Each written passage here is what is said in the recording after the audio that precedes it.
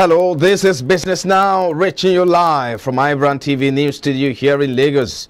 Coming up, federal government says it will increase foreign direct investment into Nigeria from $1.5 billion in 2022 to $5 billion by 2025. And Bitcoin slumps to a 3-month low as cryptocurrencies extend losses. And South Africa's rand goes flat, holding on to some gains made in the previous trading session. And finally, oil price rise heading for biggest weekly gains.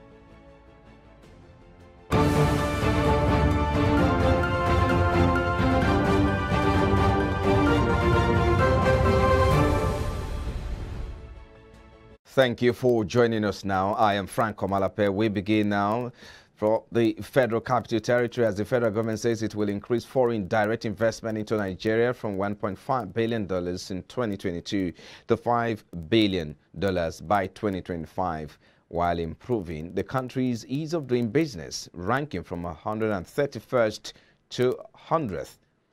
This projected growth in FDI represents a 233% increase. The government disclosed these in its National Development Plan 2021 to 2025. According to the federal government, the economy is not performing well due to numerous challenges affecting the business environment. The government, however, added that it will build on recent improvements in its business environment through targeted initiatives to harmonize regulations and eliminate constraints in infrastructure. Away from there now, the federal government also assures it is putting measures in place to ensure further reduction in the cost of liquefied petroleum gas, popularly called cooking gas. It disclosed this while reacting to the recent marginal drop in the cost of cooking gas. According to findings, the price of 12.5 kilograms of LPG has dropped from 8,800 Naira to between 8,400 Naira and 8,200 Naira respectively. In some outlets, the price of the commodity dropped to between 7,800 Naira and 8,000 Naira as of Thursday. The development forced some LPG users to shift to charcoal or firewood as consumers of the commodity raised the alarm over the persistent hike in its price. The product had increased by 240% for 12.5 kg, moving up from 3,000 to 10,000 Naira to 100 within the first 10 months of 2021. The Program Manager, National LPG Expansion Implementation Plan, Office of the Vice President Dayo Adishino, stated it is in the government's interest for the price to go down consistently, and there are certain initiatives that are being taken at the moment which hopefully will see to further drops in the price regardless of the international course, end quote. The Lagos Chamber of Commerce and Industry has urged the federal government to protect domestic manufacturers from unfair competition by foreign companies in the face of the high cost of production that will be triggered by the new excise duty on carbonated drinks. The Director General LCCI, Dr. Chinyere Almona, said this in a statement by the Chamber on Thursday. The Chamber also advised the government to use the revenue generated from the excise tax to improve the country's grossly inadequate health infrastructure.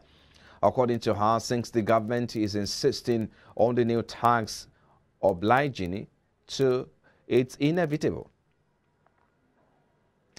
Away from there now, expert has provided more insight into Nigeria's continuous rising debt as the country's total debt stock is likely to rise to 50 trillion Naira by 2023.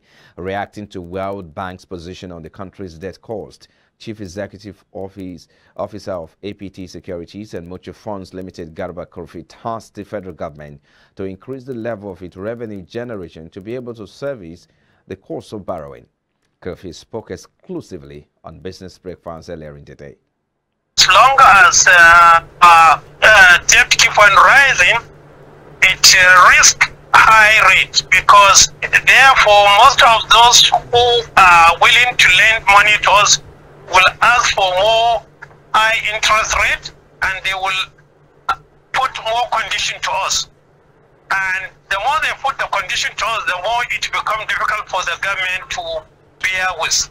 So definitely sure it's a concern, and the government need to look at it and see that they review the matters as quickly as possible. So we can see that the president now appointed Dr. Salami as the chief economics advisor. I think this may be in alliance with this, what the World Bank have seen, that he need an economic advisor that will review it from time to time so that we align with their terms. Well, you see, the World Bank have to raise this because when you look at the rate of the growth, just take us 10 years back. What was our portfolio of the debt compared to the rate of the growth is very, very enormous. And that is what the World Bank is saying. If you look at it, for the last 5 consecutive years, we have a deficit budget. And what means a deficit budget? You are borrowing not in billions, in trillions. So if we continue growing at that rate, definitely sure it will affect the fear, and it can have a multiplier effect. And now the Manufacturers Association of Nigeria, MAN, has detailed what the new 10 Naira per litre excise duty on carbonated and non-alcoholic drinks means for the manufacturing industry in Nigerians. In a report, key considerations against excise on non-alcoholic beverages, MAN explained that the new law will be counterproductive and lead to revenue loss for the government. According to MAN, from 2022 to 2025, the federal government might collect 81 billion naira from the excise duty, but lose about 197 billion naira within the same period from other taxes such as value-added tax and company income tax from the manufacturers of soft drinks. The report added that introducing excise duty would cause the beverage subsector of the food and beverage industry to lose up to 1.9 trillion naira in sales revenue between 2022 to 2025 due to the imposition of the new taxes, with simultaneous adversely effect on jobs and supply chain businesses. The federal government has disclosed plans to increase the mineral sector's contribution to the economy by growing revenue generated from mining to 9.28 billion naira by 2025. Figures contained in the National Development Plan show that the mining sector is currently generating about 2.3 billion naira. The new target implies that the federal government intends to increase revenue generated by the sector by 308% in 4 years. The government in the document said that part of its 2025 vision is to foster an investment-friendly minerals sector that is well managed with transparent collection of revenues and good governance. According to the NDAP, there are also plans to create about 144,000 jobs in the sector by 2025. Away from then, Nigeria's capital importation rose to $1.73 billion in the third quarter of 2021, which is about 98% higher than $875.6 million recorded in the preceding quarter. This is contained in the capital importation report released by the National Bureau of Statistics. The increase recorded was due to a 120.8% surge recorded in the country's portfolio investment. Foreign portfolio investment in the review period increased from $551.37 million recorded in second quarter of 2021 to $1.2 billion. A further breakdown of the report from the Statistical Bureau shows that FPI foreign portfolio investment account for about 70% of the total inflows recorded in the period, while about foreign direct investment, that's about 107.8 million naira, dollars rather, accounted for just 6.2%, while other investment with $406.4 million represent 23.5% of the total foreign investment. While the federal government has announced that it expects up to 65% of its projected aggregate revenue to fund the 2022 budget to be sourced from the non-oil means of taxation. This is according to the approved 2022 budget presentation by the Minister of Finance, Budget and National Planning, Zainab Ahmed, during the public presentation and breakdown of the 2022 budget held in Abuja on Wednesday. The minister also revealed a projected annual aggregate revenue of 10.7 trillion naira for the year.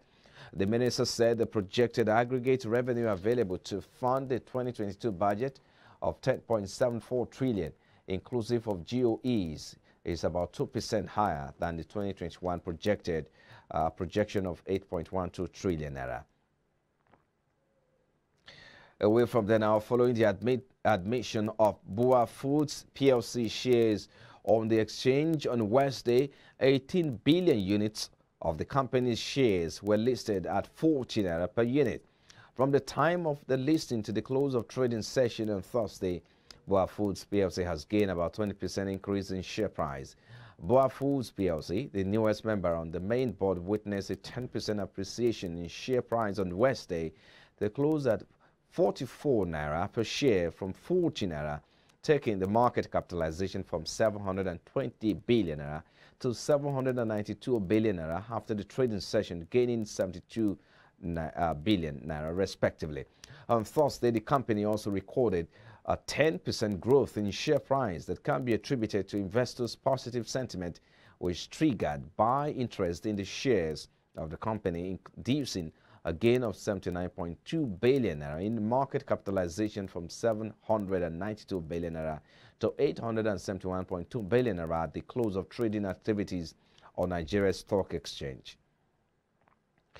At least 5 Nigerian oil and gas companies are preparing to submit bids this month for Royal Dutch Shell's onshore on-field in a sale that could fetch up to $3 billion. 3 sources involved in the process told newsmen Shell started talks with the Nigerian government last year about selling its stake in the West African country's onshore fields, where it has been active since the 1930s as part of the global drive to reduce its carbon emissions.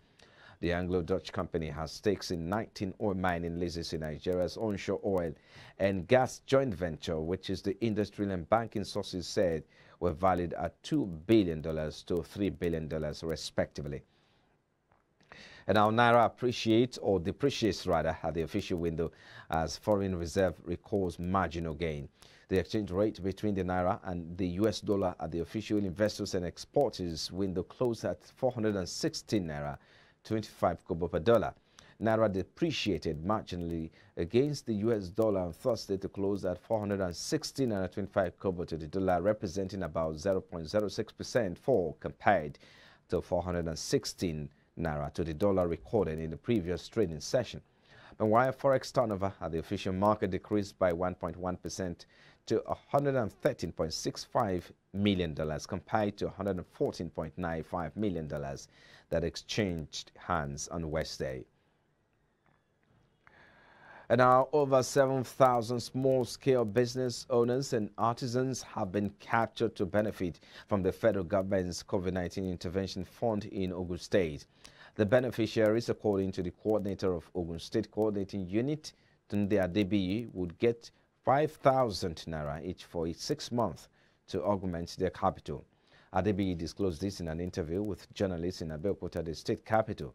He explained that the program, which was tagged Rapid Response Register, is a social investment by the Federal Ministry of Humanitarian Affairs, Disaster Management and Social Development. Adebiyi added that the register will capture small-scale business owners, petty traders, artisans, the poor and vulnerable living in urban and semi-urban areas in the state, as well as others whose businesses were affected by the COVID-19 pandemic. You've been watching Business Now, coming to you live from our studios here in Lagos. Still to come, most expensive home in America leads for about $295 million may head to auction. We'll bring you details and more business news after this break. Please stay with us.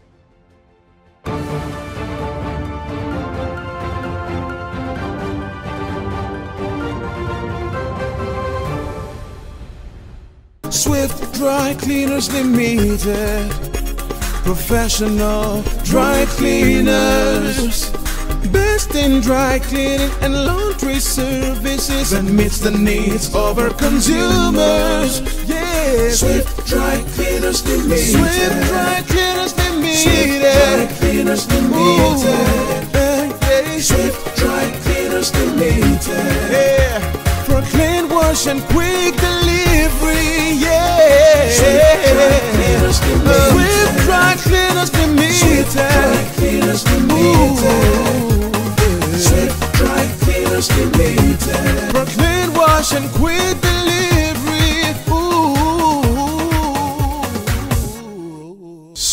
Dry cleaners. Clean wash, quick delivery. Powerful looks command respect, they say.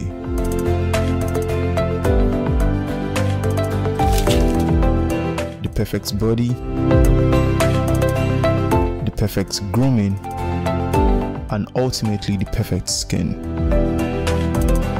Looks, style, and grooming makes the ultimate man.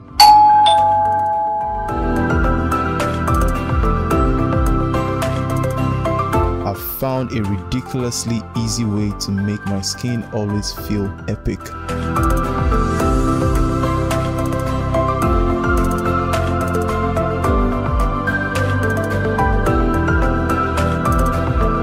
My name is Neo. I found Blemiviv, and now my skin finally makes sense.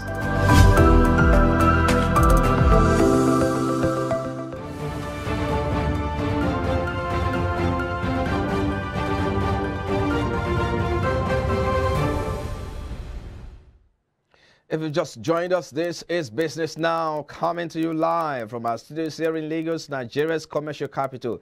On the African scene now, South Africa's rand was flat on Friday, holding onto some gains made in the previous session and bets that the country's central bank will hike interest rates early this year.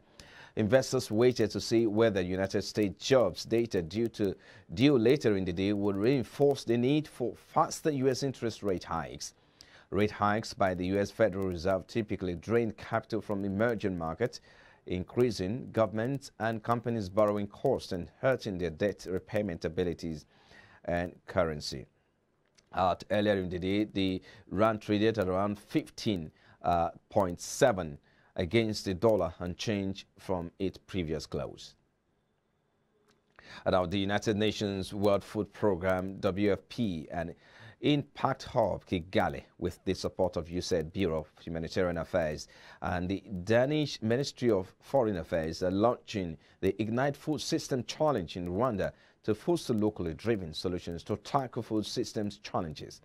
The initiative will offer technical support and a total of 300,000 USD in financial support.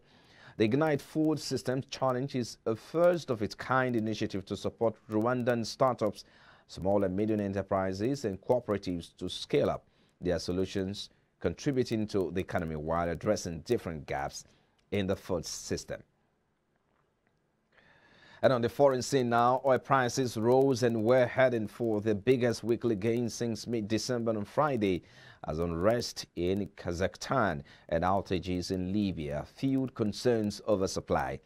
Brent crude climbed 76 cents, or about 0.9%, to $82.75 a barrel in early trade, as U.S. West Texas Intermediate crude rose 77 cents, or about 1%, to $80.23 a barrel.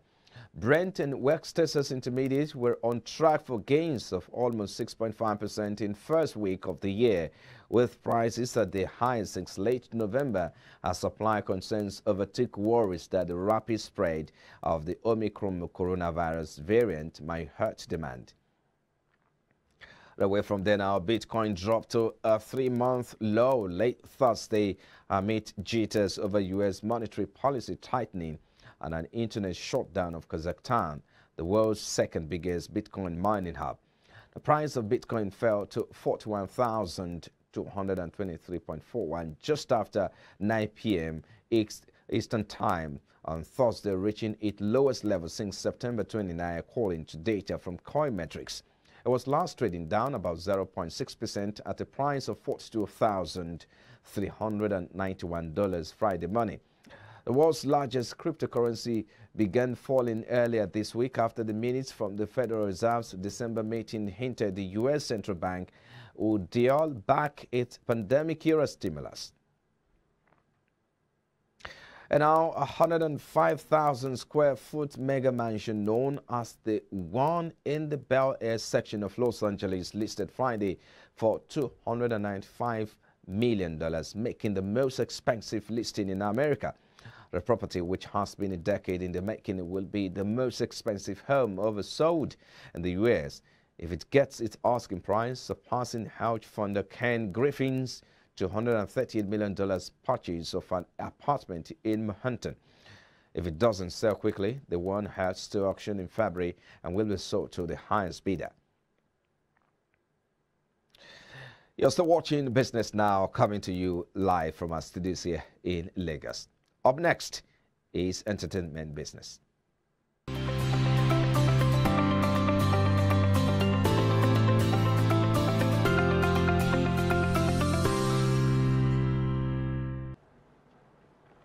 Hello and welcome to Entertainment Business. I am Chioma Amribulam. Nollywood actor Uche Maduagwu has revealed how much he was paid by Jim Ike to promote his movie, Bad Comments. The movie star revealed that the fight with Maduagwu was staged. Maduagwu took to his Instagram page where he revealed that he was paid 4.8 million naira for the staged beating he received from Ike. The movie star said it was well planned, scripted and executed for the movie he was trying to promote at that time.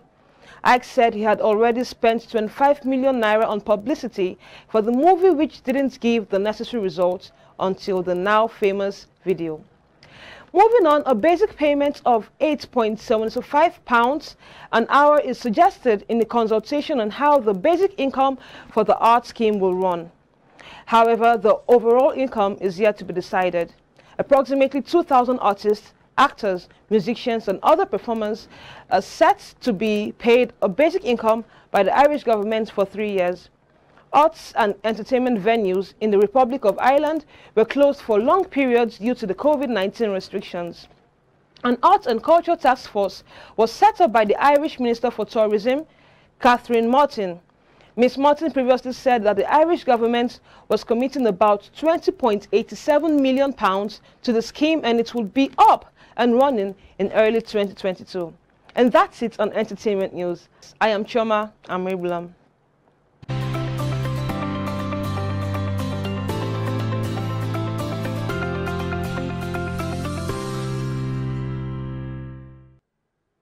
Well, if you know how to create a social media stunt, you probably make more money.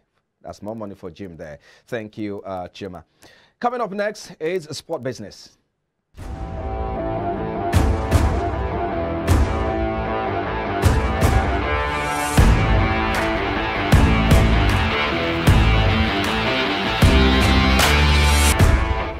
Sports subscription site The Athletic has been acquired by the New York Times for $550 million. The Times announced the deal in a news release after the markets closed on Thursday. The all-cash deal is expected to close in the first quarter. The sale price, although well under the $800 million executives at the company were seeking, will mean investors outside those in the last round will see a sizable return. There's no word on how the two will bundle subs into 1 month or annual subscription. The Athletic costs $71 per year, although many subscribers pay a much reduced rate. The New York Times is currently worth $7.9 billion. And still talking sports business, Premier League giants Manchester City have announced a new partnership with Abu Dhabi renewable energy company Masdar. Operating in 40 countries globally, Masdar's main stated focus is renewable energy projects in the Middle East and North African region. Although no financial details have been announced, the deal places Masdar in the English soccer club's top tier of partners. The deal with Masdar is City's second partnership announced with an Abu Dhabi-based business since the turn of the year, after the Emirates Palace was revealed as the club's official luxury hotel partner on the 4th of January. The partnerships were signed prior to the change in the Premier League sponsorship regulations in December and therefore did not go before the Board of English Top Flight for approval as an associated party transaction. And finally, on sports business, having projected over the summer that it aims to grow its sports industry into a $773 billion business by 2025, China seeks to rebound, having announced a $33 billion loss in its sports industry for 2020. It recorded a total output of $431 billion in value, which is 7.2 less than its 2019 value of $464 billion. The value of stadiums and other sports venues decreased by 20.2%, and the sports agency and design sector saw a 16.9% decrease. A few sectors like sports media and education grew, and the report attributed the drop to the ongoing global pandemic. China has an opportunity to jumpstart its sports economy with the 2022 Winter Olympic Games in Beijing, which kicks off on the 4th of February. Although there are concerns about how much cash the Games can infuse into China's sports economy, with the surging Omicron variant posing a significant challenge, as well as the diplomatic boycotts by US, Canada, UK, and Australia. And that's it on Sports Business. I'm Samson Oleide.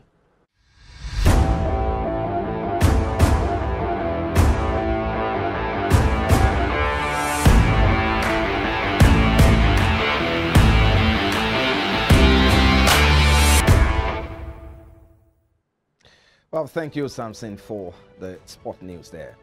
Well, and this is where we call it a wrap on Business Now. Many thanks for watching. I am Frank Komalape. I'll see you again.